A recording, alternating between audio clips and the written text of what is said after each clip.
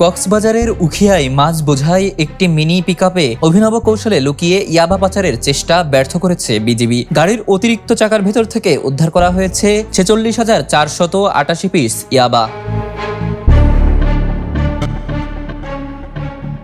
এই ঘটনায় আটক হয়েছেন টেকনাফের সাবরাং ইউনিয়নের পুরানপাড়া গ্রামের মোহাম্মদ শফিক। বিজিবি জানায়, গোপন সংবাদের ভিত্তিতে শুক্রবার রাত 8:30টার দিকে শিলখালী অস্থায়ী চেকপোস্টে পিকআপটি থামিয়ে তল্লাশি চালানো হয়।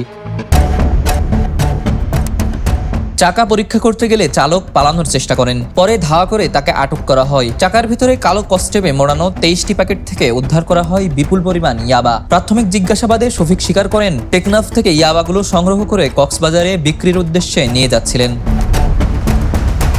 বিজিবি জানিয়েছে, এ চক্রের সঙ্গে জড়িত অন্যদের শনাক্তে গোয়েন্দা নজরদারি বাড়ানো হয়েছে এবং সীমান্ত এলাকায় মাদক বিরোধী অভিযান অব্যাহত থাকবে।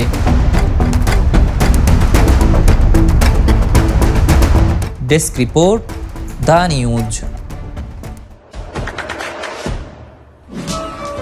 দেশে দেশে সবার সাথে দ্য নিউজ।